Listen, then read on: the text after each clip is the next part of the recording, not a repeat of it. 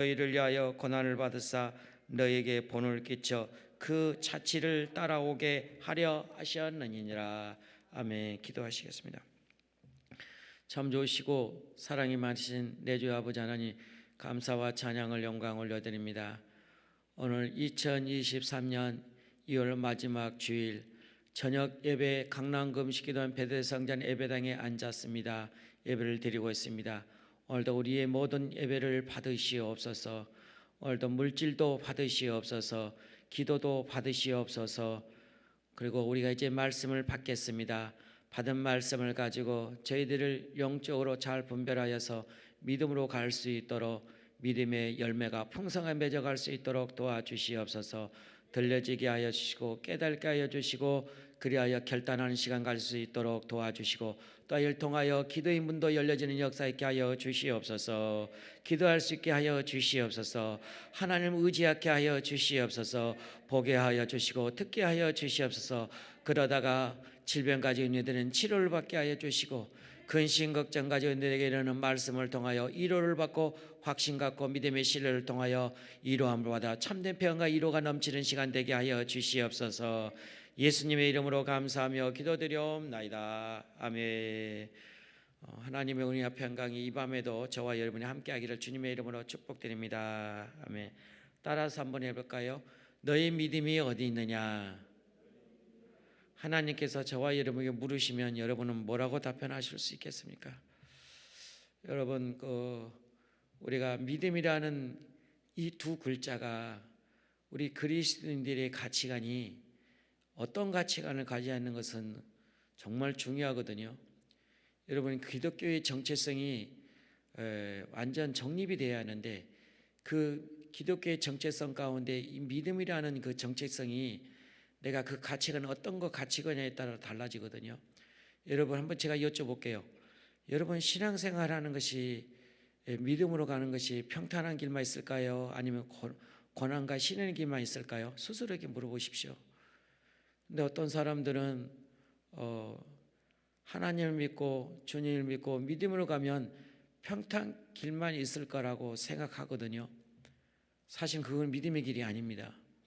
믿음의 길은 주님 오실 때까지 고난의 길입니다. 시련의 길입니다. 고통의 길입니다. 그런데 사람들은 그걸 놓고 기도하거든요. 하나님, 이 고난의 잔을 건져달라고 하시거든요. 근데 우리의 이 고난에 대해서, 시련에 대해서 믿음의 본을 보여주신 분이 계세요. 그분이 누군지 아십니까? 예수님입니다. 예수님은 십자가를 앞두고 겟세마네 동산에서 밤이 맞도록 그 기도가 얼마나 뜨겁게 기도했던지, 그 땀이 피와 핏방울이 같다라고 표현할 정도로 간절히 기도했습니다. 왜 그럴까요? 그 고난이라는 그 시련을 이겨내고자 하는 그 인간의 본성을 피해갈 수가 없게, 너무도 정말 어떻게 할지 몰라 난감하는 그런 상황에 처했기에 겟세마네에서 제자들과 함께 기도를 했습니다. 그런데 그 심정을 본인은 아니기에 제자들은 잠자고 있었습니다. 예수님은 그때 기도할 때 천사가 돕더라고 했거든요. 예수님의 기도를 마무리하고, 그 마무리 기도가 뭔지 아세요? 나의 원대로 마옵시고 주의 뜻대로 하게 하옵소서 했습니다. 십자가를 걷어달라고 하지 않았습니다. 걷어달라고 했다가 하나님 뜻대로 해달라고 기도했습니다. 지금 오늘 이후로 기독교의 정체성 가운데 믿음이라는 그 가치관을 이제는 조금 성숙한 신앙이 됐으면 좋겠습니다. 혹이나 믿음 때문에 여러분 고난과 시련이 있으십니까? 그런 긴 믿음을 걷어달라고 하지 마시고요. 이 믿음을 어떻게 하면 내가 헤쳐나갈 수 있고 어떻게 하면 믿음으로 나아갈 수 있을까라는 것을 믿음으로 기도하면서 나가십시오. 하나님 그걸 보세요. 그걸 또 기억하고 계시고요. 그래서 오늘 본문을 중심으로 해서 내 믿음이 어디 있느냐라고 주님이 물으신다라 그러면 나는 단호하게 하나님, 이 믿음을 내 연단을 내가 잘 감당하겠습니다 라고 할 수 있어야 하지 않겠습니까? 우리 믿음의 교육자들은 이 믿음을 다 가치관을 가지고 하고 있기에 교육자를 감당하고 있습니다. 사실은 교육자에 가는 길이 그렇게 평탄한 길은 아닙니다. 물질의 어려움도 있고요, 또는 자존심 상한 일도 있고요, 환경 어려움들도 있고요, 장막의 문제도 어려움이 있습니다.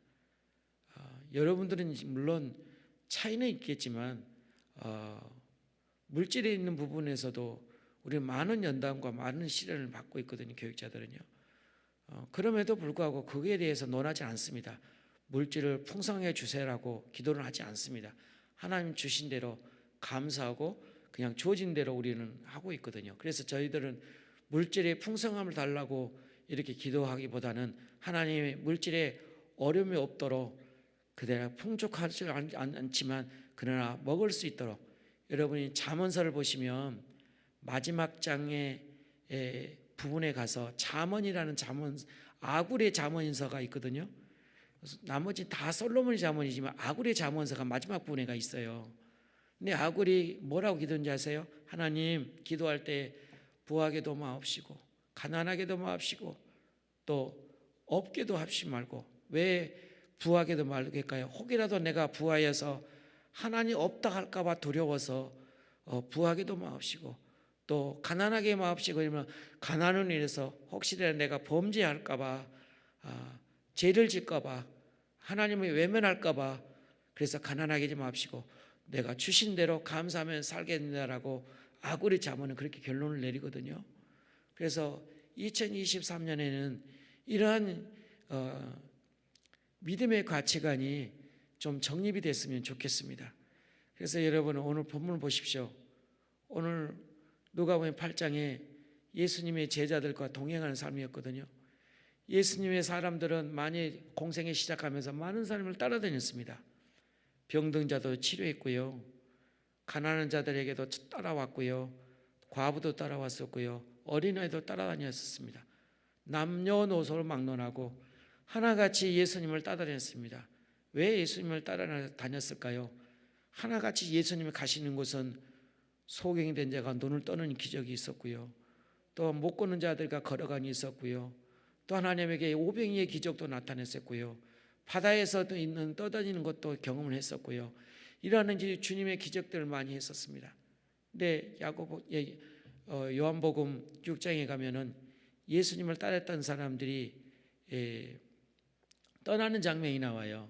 왜 떠나느냐 그러면 그들은 하나같이 예수님을 그날의 지도자를 삼고자 원했습니다.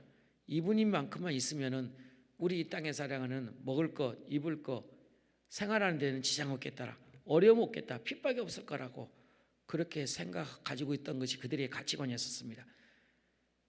그런데 그분은 그렇게는 않거녕 오히려 십자가의 죽으심에 대한 것을 얘기했을 때는 다 떠났습니다. 다 떠났습니다. 그러면서 예수님이 요한복음 6장의 마지막 부분에 가서 이렇게 말씀하시죠. 나를 따르는 자들은 생명의 영생을 얻게 될 것이고 나를 따르는 이들에게는 많은 어려움도 동반되어서 있을 것이니까 나를 위해서. 그래서 오늘도 이제 내가 중간에 말씀을 드리겠지만 나를 따르려고도 뭘 지고 오라고 그랬습니까? 십자가를 지고 오라고 하겠습니다. 누구나 십자가를 지기는 싫어하거든요. 저라고 뭐 안 그러겠습니까? 저 육신의 몸을 가지고 있기 때문에. 십자가를 좋아하는 사람이 누가 있습니까? 아무도 없습니다. 십자가라는 고통이거든요. 십자가는 고난이거든요. 그래서 여러분 이 제자들이 이 모습을 한번 보시겠습니까? 예수님이 호수 건너편으로 복음 전하고자 가고 싶은 생각이 있어서 배를 띄우라고 했습니다.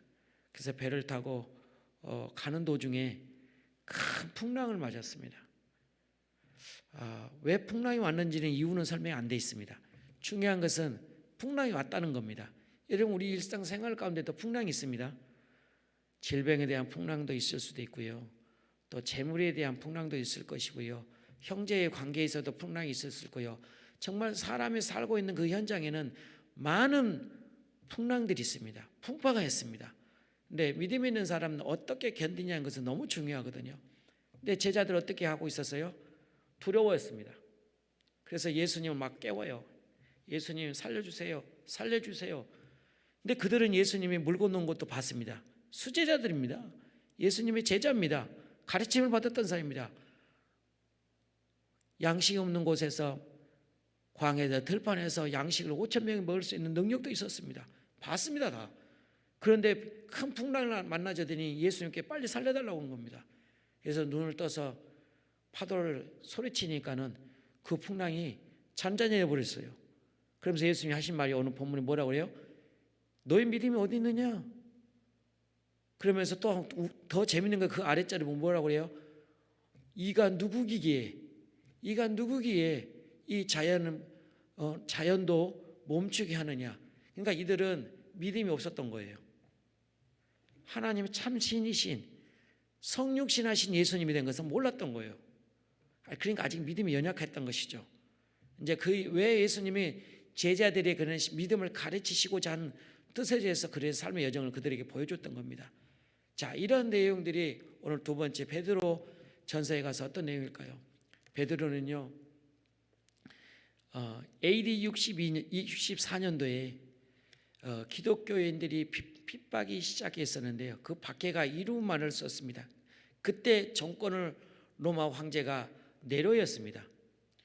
네로는 얼마나 악랄하고 악한 자였느냐면은 그의 정원을 등을 밝히기 위해서 크리스찬들을 잡아다가 불에다 피우며 환영시키면서 그 불빛으로 인해서 정원을 누렸고, 또 한 면에는 다른 역사책에서는 이렇게 기록이 있습니다. 그들이 연회를 부를 때 불빛을 비치기 위해서 크리스찬들을 잡아다가 불로 태워서 연회를 즐겼다고 할 정도로 악랄했습니다. 그해 AD 64년에 7월에 로마의 큰 대형 사건이 화제가 납니다. 그것은 크리스찬들이 저지른 게 아니고요, 네로가 명령에 의해서 저질렀습니다. 역사에 기록되어 있습니다. 이거는 세계 역사에도 기록되어 있습니다. 세계 역사에는 AD 64년에 로마에 큰 화재가 있었다라고만 기록되어 있습니다. 그 장본이 네로 왕제였습니다. 그리고 그 누명을 누구에 썼냐면 크리스찬들에게 누명을 씌웠습니다. 크리스찬들이 누명 씌워가지고 그렇게 핍박하고 박해를 했습니다. 그래서 크리스찬들은 그런 박해 속에서 시내에서 살 수 없어서 그들은 피신하여 믿음을 지키고자 카타콤이라는 그런 동굴에서 최악의 환경에서 자란 신앙생활을 지켜왔습니다. 이렇게 믿음의 크리스찬들은 이런 시련 가운데도 믿음을 지켰습니다. 여러분 나의 믿음을 어떻게 누구를 추구하고 믿음을 보려고 하십니까? 여러분, 학자들 가운데 이런 내용을 하신 분도 있습니다. 토이스트들은 박해는 영생의 최정의 상태로 만들 수 있다라고 말을 했습니다. 핍박을 통해서 고난을 통해 믿음이 연단을 통하여서 우리가 더 나은 신앙인으로 자랄 수가 있거든요. 그래서 우리가 어려움이 있을지라도 믿음으로 잘 견디는 것이 너무도 중요하거든요. 그래서 내가 그걸 어떻게 받아들이냐는 것은 너무 중요해요. 내 믿음이 어디 있느냐라고 주님 물으신다 그러면 우리는 단호하게 우리는 고백할 수가 있어야 합니다. 그래서 베드로 사도는 그래서 얘기합니다. 너희 그래서 본문이 읽지 않았지만 3절 이하쪽에 가면 어떤 내용이 나오냐면 너희가 착한 관원들에게만 순종하지 말고 두려워하고 악한 자들 관원들도 너희 상관들도 순종해라. 근데 우리는 그렇거든요. 인간의 본능은 좋은 사람에게만 순종하거든요.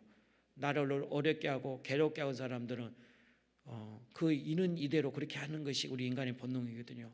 이제 베드로 사도는 그렇게 하지 말라. 그래서 너희가 그러기 위해서 너희가 부름을 받았는데 왜 그 부름을 받는 걸 하지 않냐고, 좋은 사람에 순종하려고 하느냐. 핍박한 사람들에게도 순종해라. 너희 주인이 그렇게 핍박하면 외면하지 말고 믿음으로 견뎌라. 그렇게 되면 너희의 믿음의 연단들이 통해서 하나님의 영광이 된다라고 권면하고 있는 것이 오늘 본문입니다. 근데 여러분, 제가 오늘 이 말씀 드릴 가운데 여러 가지 마음의 생각을 가지고 있을 거예요. 어떤 사람은 다른 각자의 나름대로 생각을 하고 있지만 좀 이해가 안 되는 부분은 또 없지 않아 있을 거예요. 근데 오늘 이 본문은 좀 믿음이 성숙한 사람도 이해가 되는데 처음 신앙생활하면 좀 이해가 잘 안 될 거예요. 좀 이해가 안 돼요. 근데 좀 믿음이 어느 정도 하신 분, 저는 이제 기도원까지 오신 분들이니까 내가 이런 말씀하는 거지, 교회에서 이런 말 할 때는 믿음이 연약한 분한테 이런 말을 하게 되면 이해가 안 됩니다. 어느 정도의 믿음의 연수가 있고 또 신앙생활 좀 하신 분들은 이해가 되기 때문에 이런 말을 하거든요. 그래서 오늘 제가 내 믿음이 어디 있느냐라고 오늘 본문을 잡고 오늘 본문을 나가려고 합니다. 성경의 구약에 많은 인물들이 있거든요. 그 인물들까지 믿음이 있는 사람과 믿음이 없는 사람들을 우리는 많이 들었고 알고 있습니다. 그래서 믿음이 있는 사람은 산 믿음이고요, 믿음이 없는 사람은 죽은 믿음이다. 근데 신앙생활 한데도 불구하고 죽은 믿음으로 살아간 사람이 있다는 겁니다. 지금 여기도 마찬가지예요. 말씀을 그냥 그대로 믿는 사람이 있고 그렇지 못하고 생각이 먼저 앞선 사람이 있습니다. 그러면서 이성적인 생각을 가지고 있어요. 그래서 이성적인 생각을 가지고 나름대로 각자의 이론으로 생각을 하게 됩니다. 하나님 말씀을 받을 때는 내 이성적이 앞서지 않도록 하셔야 돼요. 그래서 말씀 드리기 전에, 예배 드리기 전에 항상 이걸 놓고 기도를 해야 돼요. 하나님, 오늘 강단에 선포된 그 말씀이 내 이성으로 받지 아니하고 오직 하나님 말씀을, 진리의 말씀을 받도록 도와달라고 기도를 하셔야 돼요. 그래서 내가 사회 볼 때도 항상 그 말씀 때문에 기도를 할 때 이런 기도를 하거든요. 오늘 본문에 보면 그 앞에 가면 씨 뿌린 부위가 나오거든요. 앞장에 그 씨 뿌리는 부위를 통해서 예수님을 소개를 하는데요.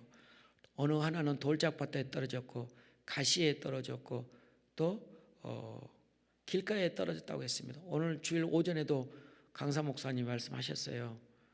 그래서 어떤 시에 떨어졌다에 따라서 씨앗이 결실을 맺거든요. 여러분, 씨앗이 돌짝밭에 떨어지게 되면 자랄 수 있을까요? 못 자랍니다. 왜요? 사람이 지나다니기 때문에 다 밟혀서 죽습니다. 쉽게 죽습니다. 그러나 가시에 떨어질 때는 어느 정도 자라다가 그 가시 때문에 의해서 그러니까 자라지 못해 열매를 맺지 못합니다. 자, 이렇게 또한 돌짝밭에 떨어졌거나 가시에 떨어졌거나, 그러나 오직 어디에 떨어질 때만 결실을 맺어요? 옥토에 떨어질 때만이 결실이 맺을 때 30배, 60배, 100배의 결실이 맺었다고 했습니다. 그럼 말씀으로 돌아갈까요? 우리가 말씀을 받을 때 길가에 떨어진 자처럼 그냥 마음속에 받아들이지 않는 거예요. 그러면 그건 결실이 없습니다. 그러나 말씀을 받을 때 만약에 돌짝밭에 떨어진 사람들은 말씀이 받긴 받아요. 근데 여러 가지 생각으로 재요. 맞는 건가 안 맞는 건가, 아닌 것 같은데, 이렇게 얘기합니다. 그러면 그 사람의 말씀이 아멘으로 받지 아니하고 그냥 답을 이루지 못하고 그냥 끝나버려요. 그런데 옥토에 떨어진 씨앗은 그냥 하나님 말씀을 받고 그냥 하나님 저렇게 했으니까 나 이렇게 해야지. 그럼 그 사람의 영혼이 어떤 마음 결과가 오자면 마음에 확신을 갖고 내가 이렇게 살아야 한다는 결실 맺음을 통하여 어려움이 왔을 때 하나님이 이런 말씀하셨지, 참아야지, 이게 하나님의 도리인데, 이게 하나님의 기쁨이 되는 것을 머릿속에 믿음의 정보가 들어있어서 흔들리지 않습니다. 그래서 말씀을 듣는 자, 말씀을 듣고 지키는 자가 복이 있다라고 했거든요. 그러니까 오늘 저와 여러분이 말씀을 들을 때 내가 하나님 아멘으로 하라고 유도하는 것이 아닙니다. 여러분, 오늘 이 말씀을 어떻게 받느냐는 것에 따라서 여러분이 생활 삶이 달라질 것입니다. 그리고 오늘 본문 속에서 주신 말씀이 꼭 중요한 말씀은 내가 이 땅에 살아갈 하나님의 시련들을 어떻게 하느냐에 따라서. 그런데 여러분 혹시 아십니까? 헨리 스미스라는 학자가 이런 말을 했거든요. 참 의미가 있어서 제가 여러분한테 소개할게요. 하나님은 시련을 통해 시험하시고 마귀는 유혹을 통해서 시험하고 세상은 핍박을 통하여 시험한다라고 이분은 말을 합니다. 참 성도의 테스트와 참 연관이 있는 것 같아요. 이분은 좀 그래도 영적에도 좀 밝아진 분 같습니다. 오늘 저와 여러분이 하나님은 우리에게 때로는 시련을 주기도 하여 오늘 본문도 나옵니다. 그 주인공이 욥이죠. 여러분, 욥은 어떤 결과를 가져왔습니까? 시험을 통해서 욥을 받았는데 그는 하루아침에 10자녀가 다 죽었습니다. 그는 동방의 의인이었습니다. 많은 주변 사람을 통해서 욥을 평가할 때는 현대말로 하면 짱입니다. 믿음의 짱. 그렇게 평가받은 사람이었습니다. 그런데 하루아침에 10자녀이 다 죽었고 재산이 다 잃어버렸고 그리고 질병까지 왔고 자녀들은 다 죽고 또 아내는 핍박하면서 도망가 버렸습니다. 최악의 상태입니다. 아주 인간의 이런 최악은 없습니다. 최악의 상태. 이런 시험이 왔습니다. 여러분 이런 시험이 오면은 여러분은 어떻게 해야 할까요? 우리 욥처럼 승리한 사람이 되어야 합니다. 욥과 계속해서 세 사람이 등장하거든요. 여기서 42장까지 있는데 42장까지 나오면서 세 사람이 등장하는데 끝부분에 가가지고 엘리후라는 젊은 청년이 나와요. 그 젊은 청년들이 선배들 얘기를 들었어요. 엘리바스, 빌다, 소발 이 세 사람 말을 들어요. 왜 더 말 좀 해보시지. 지금 욥이 이렇게 얘기를 했는데 왜 반문을 못하냐. 그러면서 그러면 이제 내가 얘기하겠다. 그래서 엘리후가 얘기를 하면서 끝부분에 가서 하나님에 대해서 소개를 하고 그리고 욥에 대해 또 얘기를 하고 그리고 선배들도 말 잘못된 걸 지적을 해요. 그러고 나서 하나님이 욥에게 은혜를 베푸는데 욥이 기도를 합니다. 그리고 욥을 기도하고 또 하나님이 엘리바스, 소발, 그러니까 세 친구에게 찾아가서 하나님 말을 해요. 그 말을 해서 무슨 말을 하냐면 너희들 가서 욥에 가서 번제를 드리도록 제물을 같이 드려라. 그래서 하나님과의 한목의 관계는 이제 해결돼요. 그러고 나서 마지막 장에 가서 40의 마지막에 가서 이전 복보다 더 많은 복을 받았다라고 합니다. 여러분 때로는 시험을 통해서 연단을 통해서 하나님 복을 주기도 합니다. 여러분 때로는 우리가 영적인 삶을 믿음의 세계를 살다 보게 되면 마귀라는 어둠의 영이라는 쇠사슬에서 우리는 눈이 떠 있었는데 떴지 못하면 영적 감각이 없어서 때로는 쓰러지게 됩니다. 그래서 그 영적 감각에 쓰러지는 그 결과들이 우리는 많이 넘어지거든요. 근데 우리는 그렇게 넘어지지 않으려면 어떻게 해야 할까요? 우리는 믿음의 소유자가 돼야 하거든요. 그럼 우리 믿음을 우리는 가지고 있어야 돼요. 그래서 이런 사단 유혹은 어떻게 누용할까라는 것을 하나님 앞에 기도를 합니다. 물질이라는 유혹도 죽여요, 사단이. 물론 하나님 때로 주기도 해요. 이렇게 사단 마귀가 우리를 유혹을 줍니다. 그리고요, 우리는 이 세상에 육신에 몸담고 있는 세상에는 많은 우리들에게 시련을 갖다 줍니다. 그럴수록 우리는 여기 이겨내야 돼요. 그래서 오늘 저와 여러분이 하나님과 나와 관계를 어떻게 할 수 있는 것은 너무도 중요합니다. 그래서 오늘 저는 이 세 가지를 기반으로 해서 같이 함께 나누러 갑니다. 이 땅에 살아가는 동안은 고난이 세 가지가 있습니다. 그 첫째의 고난은 죄로 인해서 오는 고난이 있습니다. 두 번째 고난은 선한 일을 하다가 오는 고난이 있습니다. 복음을 일하다가 오는 고난이 있습니다. 세 번째는요, 애매한 고난이 있습니다. 여러분, 세상에 이런 고난을 통해서 우리를 받게 되는데, 근데 믿음이 있는 자와 믿음이 없는 자는 확연하게 다릅니다. 오늘 저와 여러분이 오늘 이 세 가지 대지로 뭘 설명할 건데 이 세 가지 가운데 여러분 나는 어디에 속해 있는지를 한번 살펴봤으면 좋겠습니다. 그 첫째, 내 죄로 인해서 오는 고난이 내가 당할 수 있어요. 그런데 믿음이 없는 사람들은 어떻게 행동하는지 아세요? 무슨 일을 하다가 죄를 지었습니다. 그러면 세상에서 법정에서 법을 지조를 가지고 판단하게 되면 내가 잘못하고 인정하고 순응하고 달게 받아야 하는 게 맞잖아요. 근데 공통점인 거 보면 핑계를 댑니다. 사람에게 핑계를 댑니다. 회개하지 않습니다, 여러분. 그래서 박효진 장로님이 청송교도소 감옥에 보안계정으로 계실 때 믿음 있는 사람과 믿지 않는 사람들이 사형 선고 받을 때 되면 환연하게 드러난대요. 믿음이 있는 사람들은 사형 선고 받을 때 그냥 감사로 하나님 내가 달게 받겠습니다. 내가 이 땅의 남들에게 피눈물 나게 했는 장본인데 내가 어떻게 더 살기 바라겠습니까? 그러나 하나님 저를 용서해 천국으로 가게 해준 것만도 감사합니다. 그리고 감사로 사형 선고를 받아요. 눈물을 흘리면서도. 그런데요, 믿지 않은 사람은 어떻게 하면 살아보려고 발버둥칩니다. 심지어는 생돈까지 쌀 정도로 그렇게 발버둥치며 더 한번 살아보려고 합니다. 그리고 평상시 변론할 때도요, 소송 걸면서 하게 되면 소송 걸려고 하고 어떻게 하면 이 법정에서 나가보려고 하는, 여러분 보세요. 지금 정치계도 보세요. 지금 문제가 있었거든요. 문제가 있어요. 제시를 해요. 그래 법정에 가서도 진두지휘 했습니다. 네, 정당화를 계속 변명을 늘어놓고 아니다. 이렇게 했다라고. 여러분, 이러한 정치계나 여러분 정치계만 그렇습니까? 우리 가정 안에는 안 그럽니까? 우리 자녀들은 안 그렇습니까? 우리 자녀들 키워보신 분들은 아시지만 부모가 어떤 자녀는 사랑받고 어떤 자녀는 미움받은 자녀도 있거든요. 네, 부모가 야단칠 때 바로 순종하고 엄마 내가 잘못했어 그러면 그래 너 인정하지? 그래 그러면 맥을 덜 맞습니다.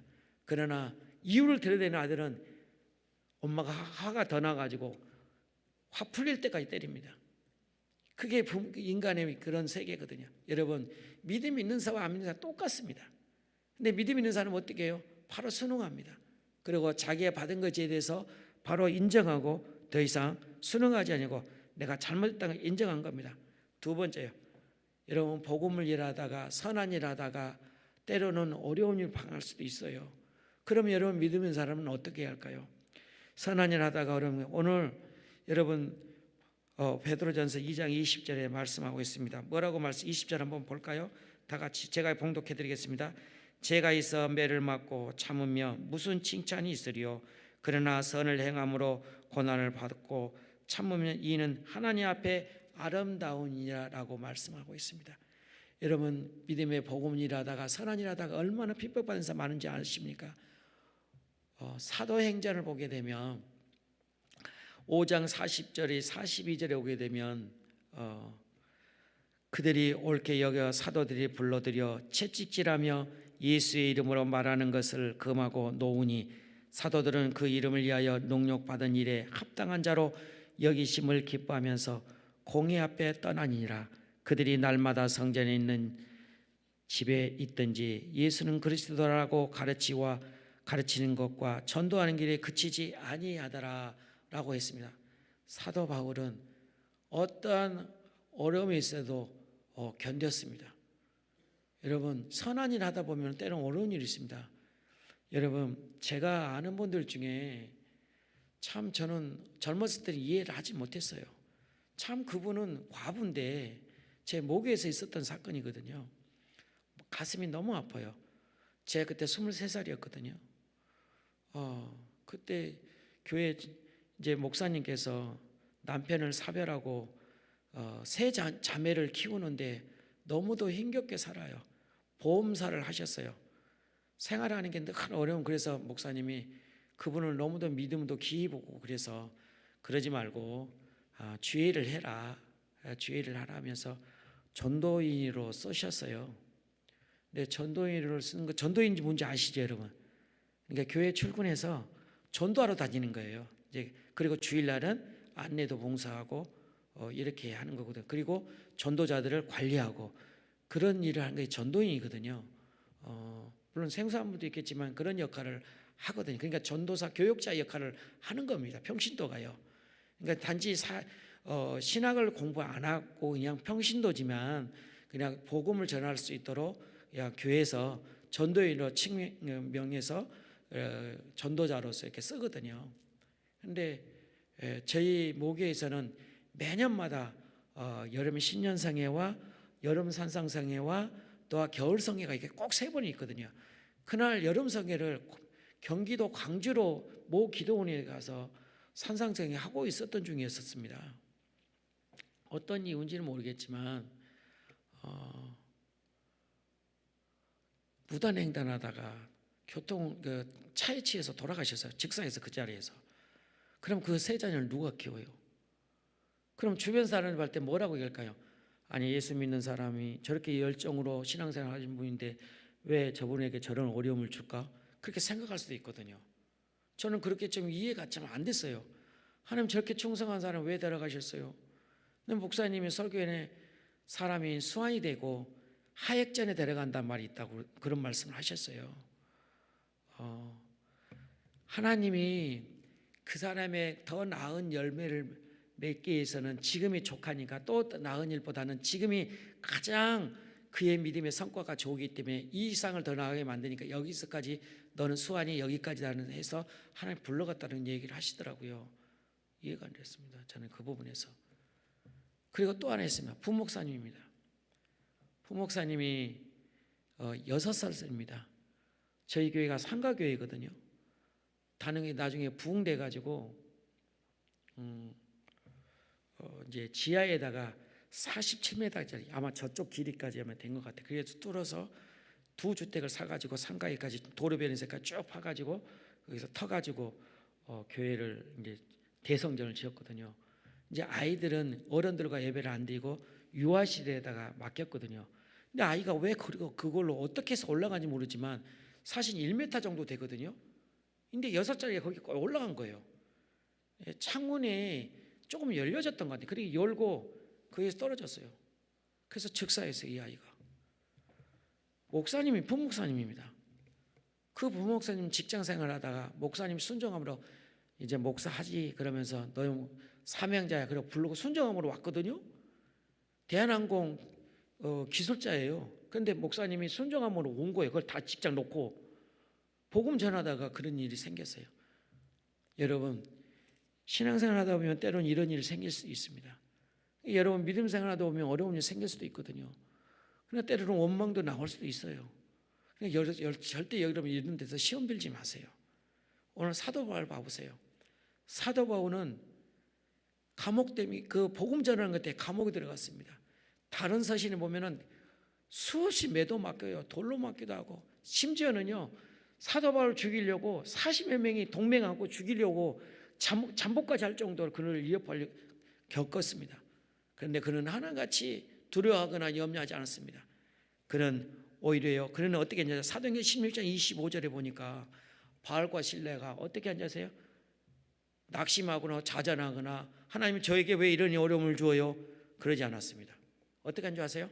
찬양하고 있더라고 그랬습니다. 여러분 어려울수록 좀 믿음으로 가는 것이 살아있는 믿음입니다. 죽은 믿음은 낙심하게 돼요. 그러니까 산 믿음과 죽은 믿음이 이렇게 차이가 나요. 그러니까 내가 만약에 낙심하고 좌절하고 있는 거예요. 그건 죽은 믿음이에요.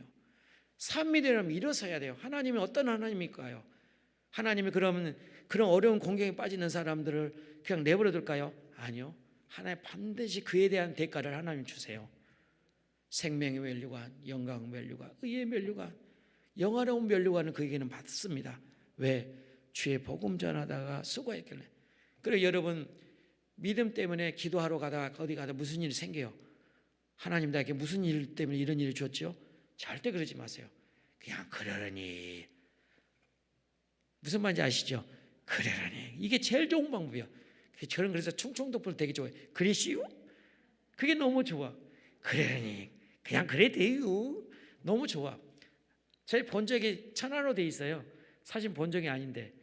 아무튼 제가 충청도에서 몇 년, 청년에서 좀 몇 년 살았거든요. 정말 좋아요. 여러분이 그러려니 하는 게 좋습니다. 정말 여러분 그렇게 한번 해보세요. 그러면 하나님에게 그 참된 평안을 찾아와요. 정말 그 부목사님이 그렇게 해가지고 하나님께서 더 나은 길을 열어줬고요. 또 전도인인 그 집사님 그 아이들 어떻게 해주세요? 하나님이요 시집 잘 보내고요. 부모 없지만 교회에서 다 장학비로 더 지원해주고요. 도와주고 그랬거든요. 하나님은 절대 그 가정을 그렇게 놔두지 않습니다. 하나님은 반드시 그 믿음에 대한 수고와 고통은 하나님은 그렇게 않습니다. 세 번째, 애매한 고난입니다. 여러분 애매한 고난. 여러분이 애매한 고난을 올 수도 있거든요. 신앙생활 하다 보면. 여러분 이스라엘 언약의 백성들은 애굽의 노예살이를 400년 동안 노예살이 살았습니다. 근데 하나님 은혜로 지도자인 모세를 통하여서 출애굽 시켜줬습니다. 자, 출애굽 시켜줬는데 그러면 감사해야 돼요? 원망불평해야 돼요? 근데 하나님이 어떤 길로 인도했죠? 광야로 인도했다는 거예요. 푸른 초장으로 실만한 물가로 인도하는 게 아니고요. 저 맨 땅 사막인 광야로 인도했다는 거예요. 그것도 좀 아이러니해. 왜 하나님 특별히 그렇게 인도했을까? 근데 우리는 좋은 쪽으로 생각하면 하나님 연단하려고 그랬을까? 어떤 믿음을 테스트하려고 그랬었을까? 아까 제가 그랬잖아요. 믿음은 하나님 때로는 시험을 주신다고. 그래서 그런지 모르지만 그들은 뒤에는 바로 군대, 앞에는 홍해. 그럴 때 그들은 뭐라고 고백한 줄 아십니까? 왜 우리가 죽을 매장지가 없어서 우리가 광야에서 죽게 하느냐? 차라리 애굽에 죽는 게 낫겠다라고 그랬습니다. 참 죽은 믿음이 이런 결과를 가져옵니다. 그럼에도 불구하고 하나님은 구름 기둥과 불 기둥으로 그를 인도해 주셨어요. 하나님 때에 따라서는 참으세요. 죽은 믿음을 가지고 있는 사람도 참고 계세요. 그러니까 교회 다니고 있는 분들도요, 나쁜 짓 해도 하나님 참고 계세요. 우리 교회 안에 보면 정말 기분 나쁜 사람들 있잖아요. 정말 잔인한 사람들도 있잖아요. 저분이 장로야, 목사 맞아? 그런 사람도 있잖아요. 근데 하나님은 여전히 그 사람 변화가 없거든요. 그래 살아요. 여러분이 교주들도 보세요. 옛날 신앙생활 했던 사람입니다. 근데 여전히 그들은 놔두고 있거든요. 하나님이 돌아오길 기다리고 있는 거거든요. 그러니까 하나님이 그 때가 있어요. 멸망할 때가 있어요. 그래서 하나님은 그런 시련을 통해서 애굽에 때로는 메추라기도 때로는 육류 고기를 달라고 했더니 메추라기를 줬어요. 그리고 맛있는 밥 달라고 했더니 뭐 준 자요? 만나를 주셨거든요. 그리고 밤에는요 추우니까 불기둥으로도 그래서 보여 주셨거든요. 그리고 낮에는요 덥거든요. 사막은요. 그럼 어떻게 해요? 구름 기둥으로 보여 주셨거든요. 그리고 더 재밌는 건 뭔지 아세요? 40년 동안 다리가 부르트지지 않았다는 얘기 하나도 없었습니다. 그리고 신발 바꿔 신었다는 것도 없었습니다. 그냥 하나님의 그 은총을 자연 최적의 환경을 주셨다는 겁니다. 근데 그는 하나같이 감사가 있었습니까? 없었습니다. 찬양이 없었습니다. 오히려 모세가 지도자가 십계명에 호렙산에 올라갔는데 40일 동안 금식을 안 내려왔다고 금송아지 맞는 것 좀 보세요. 오늘 저와 여러분이 나는 그런 애매한 신앙 때문에 애매한 이런 일이 갑자기 생길 수도 있어요. 믿음 생활하다 보면 안 믿었던 사람을 또요 갑자기 교회 다니면 문제가 생기거든요. 어려운 일 오거든요. 이걸 이겨내야 돼요. 이걸 이겨내지 않으면은 우리는 믿음 있는 사람 없는 사람과 이렇게 차이 있습니다. 여러분 앞서도 제가 말씀드린 어려움이 있을 때 믿음 있는 사람들은 어떤 어려움이라도 참고 있냐입니다. 요셉을 보세요. 요셉은 어떻습니까 여러분? 요셉은 형제들 통하여서 버림받았습니다. 여러분 가장 아프고 상처가 뭔지 아세요? 형제로부터 버림받은 겁니다. 부모로부터 버림받은 것입니다. 가장 최고의 상처입니다. 이 상처는 누구도 치료가 안 되며 그런데 보고된 것은 믿음만 해결할 수 있어요. 여기 저희 기도원에 작년에 오셨던 박선혜 전도사님 있으시잖아요. 박선혜 전도사님이 아마 인생에 그분처럼 상처를 받고 삶의 고난을 겪은 분은 아마 없을 거예요. 전도사님입니다. 이제 그분이 이제 뭐 아픔이기 때문에 더 이상 얘기할 필요는 없지만 이미 들으신 분은 알겠지만 저희 기도회 홈페이지 들어오면 그분의 간증 얘기가 있어요. 나중에 한번 들어보세요. 박선혜 전도사님이요. 여러분 상처 어떻게 해결해야 할까요? 그러니까 상처를 해결하려고 하지 말고 나 자신과 싸워 이겨야 돼요. 여러분 나 자신과 싸우지 이기지 못하면 다 넘어질 수밖에 없어요. 그런데 요셉은 거기서 불평했다고 했습니까? 원망했다. 오히려 요셉은요 더 경건에 힘썼어요. 여러분 보디발 아내가 뭐 했어요? 유혹했거든요. 그 젊은 청년이 이쁜 여인이 와서 유혹하는데도 안 넘어가지도 않았어요. 하나님 앞에 계시는데 내가 어째 하나님이 등지하려 도망갑니다. 근데 그 이웃이 어떻게 해요? 애매한 거라고 또 감옥에 들어가요. 근데 감옥에 들어갈 때가 불평했어요? 원망했어요? 만약에 믿음이 없는 죽은 믿음이 있는 사람, 믿음 없는 사람이었으면 내가 어떻게 그렇게 섬겼는데 가정 총무에서 열심히 섬겨 나한테 이렇게 해? 나는 정당해요. 나는 피했고 사모님이 잘못된 거라고요. 근데 왜 내가 감옥에 들어가야 돼요? 그렇게 할 수 있거든요. 근데 요셉은 전혀 그러지 않았습니다. 그냥 순종했어요. 그냥 바로 어디 들어갔어요? 감옥에 들어갔어요. 근데 하나님이 협력하여 선을 이루어서 어떻게 했어요? 감옥에 누굴 만나요? 그의 떡 빠는 간원들을 만나게 돼요. 술 간원을 만나게 돼요. 그래서 이 공직이 가지고 있는 사람을 만나서 거기서 같이 좋은 관계를 맺어요.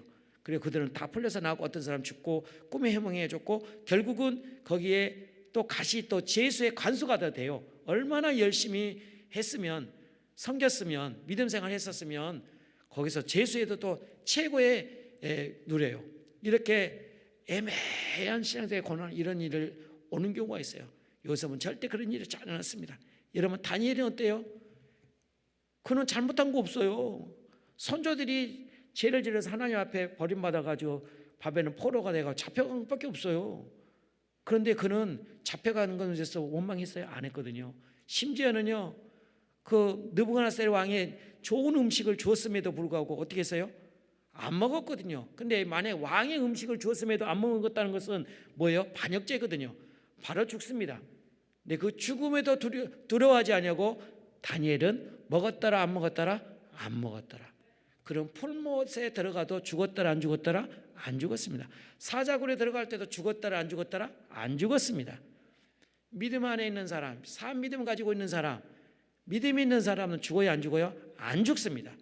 그러니까 여러분, 내가 질병 때문에 물질 때문에 어려움이 있습니까? 아니요, 잠깐입니다. 혹시 물질에 어려움이 있는 분 걱정하지 마세요. 잠시 잠깐 풀려져요. 저도 겪은 사람입니다. 한 3, 4년 지나니까 다 해결되더라고요. 근데 지금 안고 있는 건 힘들지만 잠깐 믿음으로 버티세요. 해결됩니다. 질병도요, 아무 문제가 되지 않습니다. 여러분, 끝까지 믿음을 찾고 있느냐 없느냐 중에 달립니다. 여러분, 이삭은 어땠어요? 창세기 26장 보면 이삭은요, 갑자기 흉년 들었어요. 여러분, 내가 생활한 곳에 먹을 수 없는 상황이 벌어졌다고 그러면 어떻게 해야 돼요? 근데 하나님이 나타나가지고 내가 지시할 대로 가라는 거예요. 근데 여러분, 그럼 가야 돼요? 말해야 돼요? 지금 상황이 힘들었는데 어떻게 해서 구해야 되는데, 근데 이삭은 안 그랬습니다. 이삭은 하나님 말씀대로 26장에 보면은 애굽으로 내려가지 말고 내게 지시한 땅으로 가라 했더니 순종했더니 그의 결실이 양식 100배의 부를 누렸다라고 창세기 26장의 결론을 내려줘요. 여러분, 믿음 있는 사람에게는 하나님 반드시 오늘 고통을 줍니다. 그래서 오늘 베드로전서 2장 19절에 뭐라고 그래요? 너희가 어려움을 생기고 고통을 당한 일고 고난이 있거든 하나님을 생각하면서 슬픔을 참으며 기도하랍니다. 자, 이제는 결론 부분을 나갑니다. 여러분, 우리가 기도하려고 하지 않습니까? 또 늘 기도하려고 나가는 거지 않습니까? 그러면 자, 여러분 기도하려고 이러면 믿음 있는 사람과 믿음 없는 사람이 여기서 구분이 돼요. 여러분, 믿음 있는 사람은 기도는 어떻게 기도로 자세를 가지고 있고 믿음 없는 사람은 어떻게 하느냐, 오늘 그걸 오늘 말씀을 통하여서 한번 보셨으면 좋겠습니다. 여러분, 믿음 있는 사람과 믿음 없는 사람 것은 기도의 응답을 받는 사람과 못 받는 사람 차원이 다릅니다. 믿음 있는 사람, 산 믿음 있는 사람은 반드시 응답이 있습니다. 그러나 믿음을 쉽게 기도를 통해서 포기하고 믿음을 잊지 않고 그냥 낙심에 처지게 되면 결국 그 믿음의 응답도 없는 것뿐만 아니라 평생 그렇게 살아갑니다. 여러분, 성경의 인물 중에 누군지 아십니까? 엘리야 제사장 시대에 그는 참 참혹한 시대입니다. 어둠의 시대에 있었습니다. 엘리야는 최악의 상태에 있는 그런 가득한 시대에 있고 죄가 가득한 사사시대 이후로 바로 그 시점에 이후로 있었던 그런 시기 때문에 그런 것 같아요. 여러분, 사사시대 보게 되면 다 어려운 속에도 살았더라, 믿음대로 살았더라가 아니라 자기 각자 옳은 대로 살았다라고 그랬습니다. 그리고 범죄했습니다. 그래서 사사들이 통하여서 범죄는 하나님 형벌을 쳤고 또 회개하고 돌아오면 하나님이 걷어주고 그랬거든요. 이 엘리야의 제사장 그 당시에 죄악에 관영한 상태에 있었습니다. 그리고 그 아들 보세요. 아버지가 어떻게 하냐. 그러니까 여러분, 우리 부모님들 정말 잘해야 됩니다. 부모가 어떤 부분에 따느냐에서 다 달라져요. 엘리야가 얼마나 어리석은 줄 아세요? 한나가 기도하고 있었습니다. 뭐라고 하는지 아세요? 여러분 아시죠? 한나에게 뭐라고 했어요? 한나는 아픔이 있었거든요. 자신이 출생하지 않아서 산모가 없어서 고통하고 눈물 흘며 신음하며 그냥 얼마나 기도가 안 나갔으면 눈물 흘면서 이라고 하는데, 한나여 왜 성전에 술 취하느냐고 영적인 감각이 없는 사람이 이래요. 죽은 믿음 있는 사람은 이런 결과를 가져오는 거거든요. 만약에 엘리야가 그런 영적인 눈이 떴으면 한나가 왜 그래요? 그러면서 기도해 주는 게 맞는 거잖아요. 근데 기도는커녕 오히려 핏잔을 두고 있잖아요. 자, 그런데 그 아들은 어떠세요? 홈리와 비니스가 아주 패륜합니다. 거기서요, 좀 이 밤에 이 얘기하는 거 좀 부끄러운데 그래서 성경이 있으니까요. 거기 수종도는 여인들을 강간하고요, 간통하고 있고요. 그리고 하나님 음식으로 제일 좋은 것들을 먹고 막 그럴 정도로 아주 패륜했습니다. 근데 엘리야가 어떻게 해요? 야단친 게 아니라 권면만 해요. 너희가 왜 이렇게 범죄하느냐? 하지 말라. 믿음 있는 사람 없는 사람이 이렇게 차이입니다. 그런데 엘리야는 하나같이 이렇게 아들이 범죄 행각을 벌였음에도 불구하고 사무엘 3장 1절 2절 쭉 보시면 그는 눈도 새야지뿐만 아니라 영적 감각도 무감각했었습니다. 그런데 그 결과 기도했다는 내용이 있었습니까? 없었습니까? 없었다. 회개했다는 있었습니까? 없었습니까? 없었습니다. 여러분이 기도할 때 응답받는 가장 하나님의 인정받는 건 회개입니다. 회개하면 하나님이 가장 빨리 들어주세요. 회개 없는 기도는 없습니다. 그게 빨리 해결받는 건 좋아요. 그래서 엘리야는 그런 회개가 없었습니다. 믿음 있는 사람과 없는 사람, 이게 차이입니다. 그런데요, 이 한 사람이 또 있어요. 무감각한 사람 누군지 아세요? 이스라엘 초대왕. 초대왕이 누구죠? 사울왕입니다. 이 사울왕이 참 처음에는 믿음 생활 참 잘했는데 베냐민 지파의 작은 지파에 하나님이 그렇게 겸손했던 베냐민입니다. 참 그렇게 부모에게도 효심도 강했고요. 아랫사람들을 존경할 정도로 그렇게 인덕이 있었고 있던 사람이었습니다. 그냥 하인들도 함부로 대하고 그런 사람이 아니었어요. 그런데 영적으로는 나중에 대통령이 되더니 임금이 되더니 자기 기념비를 세우려 하고요. 또 사무엘 선지자를 무시해버리고 제사도 자기가 드리려고 하고 있고요. 그리고 마치 그때 블레셋 군들이 쳐들어왔었습니다. 두려웠습니다. 두려우면 어떻게 해야 돼요? 기도를 해야죠. 근데 기도를 안 해요. 근데 기도를 해야 하는 건 맞던데 안 한 겁니다. 자, 하나님 그 기도했을 때 하나님이 했을 때 어떻게 해요? 하나님이 이렇게 합니다.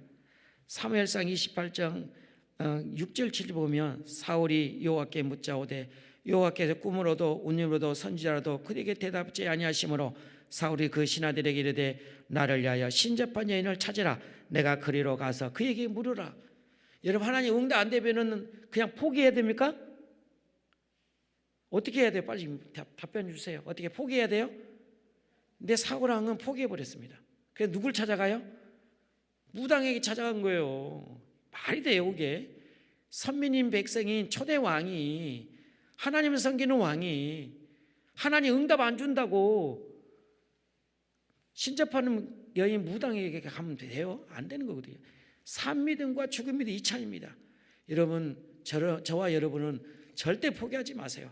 때로는 하나님의 기도 수년 동안 했어도 아무런 응답이 없어 할지라도 응답 안 준다고 할지라도 끝까지 하세요. 그냥 마치. 그래서 예수님이 기도해 주잖아요. 과부가 하나님을 무시하는 재판장에 찾아가서 끈질기게 번거롭게 하니까 그 재판이 고백하잖아. 이 과부가 하도 번거롭게 해서 그 재판을 들어주잖아. 소송을 걸어 해결해 주잖아요. 하나님 그걸 기도로 가르쳐 준 겁니다. 여러분, 이따도 기도할 때도 정말 간절히 부르짖고 울부짖으며 하나님께 기도하세요. 절대 하나님을 외면하지 않습니다. 우는 기도는 하나님 절대 안 씁니다. 여러분, 다윗 보세요. 다윗은 악한 사람입니다. 하나님은 두 번째 왕이었지만 우리아의 아내를 강간했고요. 그리고 우리아를 죽였습니다. 살인범입니다. 그런데 그는 이제 나단 선혈통에서 들어요. 말 돌려가지고 얘기를 해주거든요. 그 소리에 자기가 알고 바로 무릎 꿇고 시편에 가면은 그는 어떻게 기도한지 아세요? 얼마나 눈물 뿌리면서 기도했든지 그 눈물이 침상을 띄웠다고 할줄알아요. 그 말이 표현이 좀 그렇죠. 눈물을 흘리고 어떻게 침상이 떠요? 그만큼 눈물을 흘렸다는 겁니다. 그래서 그는 뭐라 기도했어요? 여호와여 나에게 성신을 떠나지 마옵소서. 그래서 여러분, 내 안에 성신이 떠나면 이렇게 범죄하거든요. 그러니까 내 안에 항상 성령을 모시고 살으셔야 돼요. 성령을 모시게 되면 범죄하지 않습니다. 성령을 모시게 되면 끊임없이 기도를 합니다. 이게 영적인 믿음이 있는 사람이거든요. 근데 믿음이 없는 사람은, 죽은 믿음은 성령을 의지하지 않습니다. 그냥 내 생각도 내 뜻대로 하거든요. 여러분, 오늘 저와 여러분은 어떤 믿음을 되기를 원합니까? 산 믿음이 되기를 원합니까? 아니면 죽은 믿음을 되기를 원합니까? 오늘 저와 여러분이 응답되지 않을지라도 끝까지 믿음을 붙잡고 갈 수 있는 저와 여러분 됐으면 좋겠습니다. 여러분, 다윗도 그런 응답하지 않아도, 그래서 다윗이 이제 마지막 결론입니다. 다윗의 시편 1절 2절 보면 다윗이 응답 안 됨에도 불구하고 이렇게 고백을 합니다. 여호와여 어찌하여 멀리 서시며 어찌하여 환난 때에 숨으시나이까? 악한 자가 교만하여 가련한 자를 심히 압박하오니 그들의 자기가 베푼 꾀임에 빠지게 하옵소서. 그런 악한 자를 통해서 고난을 겪고 있었습니다. 그런데 전혀 하나님 반응 안 합니다.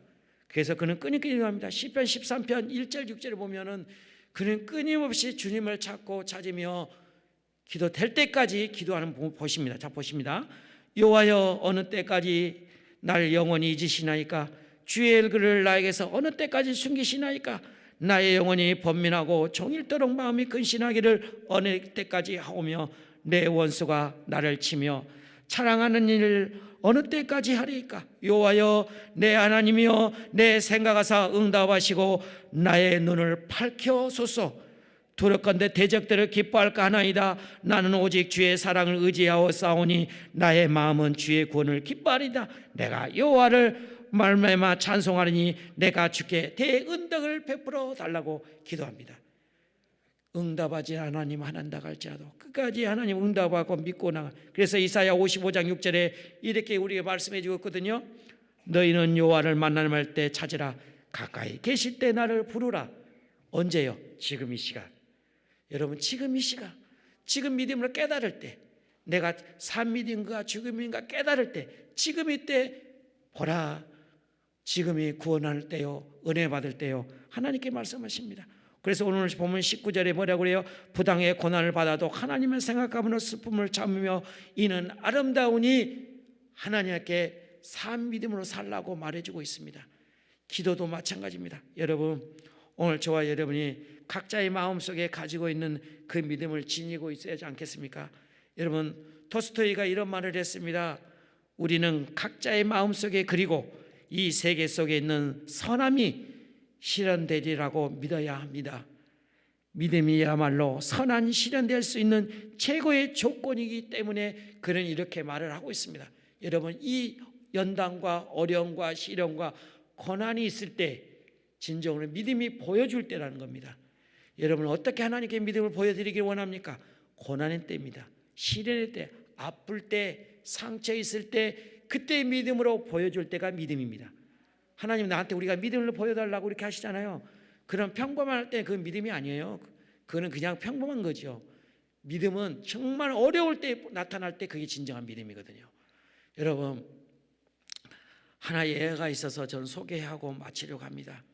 여러분, 고난의 가치라는 게 얼마나 중요한지 아십니까? 제가 서두에 믿음에 대한 가치관을 좀 우리가 새롭게 정립이 돼야 하는데 산 믿음으로서 살아야 한다고 그쪽에 내가 계속해서 한번 말씀드렸습니다. 고난의 가치가 오늘 시골에 사는 자매가 몸시도 신앙생활이 힘들었습니다.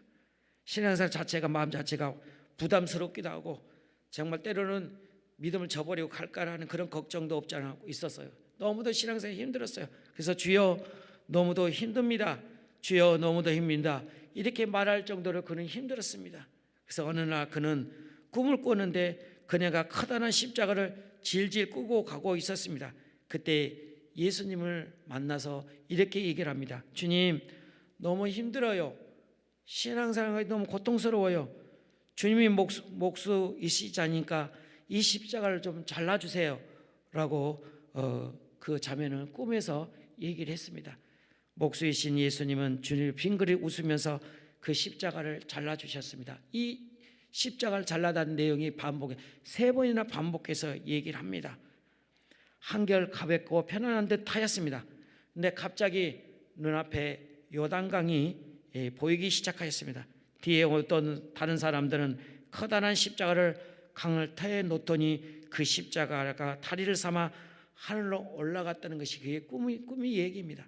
그런데 그 자매는 자기의 십자가는 이미 손 아래에 들어올 정도로 너무도 작았습니다. 그때 그 자매가 꿈에서 깨어났습니다. 주님은 그의 음성을 듣고 이렇게 음성을 들렸습니다. 마가복음 8장 4절에 앞서도 제가 말씀드렸지만 누구든지 나를 쫓아오거든 자기를 부인하고 자기를 십자가를 지고 따를지니라 라고 그 자매는 주의 음성을 들었습니다. 그 자매는 아멘 아멘 아멘 하며 소리쳤습니다. 그리스도의 삶 속에서 고난은 필수적입니다. 그래서 그런 불행임에도 불구하고 우리는 할 수가 있어야 할 줄로 믿습니다. 그때가 믿음을 보여줄 때입니다. 여러분, 지금 어떤 시련과 어떤 고난이 있으신지요? 주님이 만약 갑자기 내 믿음이 어디냐라고 묻으시면 뭐라고 답변하시겠습니까? 때로는 신앙생활 때문에 핍박이 올 수도 있고요. 때론 내가 본의 아니게 실수로 죄를 지을 수도 있습니다. 그럴수록 항상 믿음으로 돌아오십시오. 오늘 본문이 중심이 핵심입니다. 오늘 본문의 핵심 포커스 믿음으로 돌아오는 겁니다. 그리고 산 믿음으로 돌아오는 것입니다. 포기하는 것이 아니라 끝까지 믿음을 잡고 기도하고 나가는 것입니다. 그럴 때 우리가 승리하고 살아가고 믿음 안에서 행복하게 우리는 살아갈 수 있다는 것을 오늘 본문에 주신 교훈입니다. 오늘 저 여러분이 내 믿음이 어딨냐라고 물을 때 하나님 저 여기 있습니다. 저 이렇게 가고 있습니다. 오늘 이 고난을 잘 견딜 수 있도록 도와주세요. 하나님 저 질병이 너무 힘들어요. 하나님 믿음 어떻게 견뎌야 돼요? 하나님 도와주세요라고 기도하십시오. 그리고 내 물질이 어려운 분이 계십니까? 그 물질로 인해서 말미암아 오는 그런 어려움, 압박들, 빚쟁이들 너무 염려하지 마십시오. 하나님 그 빚쟁이도 막아주실 거예요. 날 독촉한 사람들이 날 괴롭힐 거예요. 믿음을 나가면 하나님이 도와주실 거예요. 왜요? 주 뜻대로 부르심 입은 자들의 합력하여 선을 이루신 하나님이라고 했기 때문에 그렇습니다. 오늘 저와 여러분 그 안에서 믿음 안에 기도로 승리하는 저와 여러분 되시기를 주님의 이름으로 축복드립니다. 자, 믿음을 생각하시면서 여러분 가정의 기도제목을 놓고 주여 생각하시면서 참창하게 하겠습니다. 주여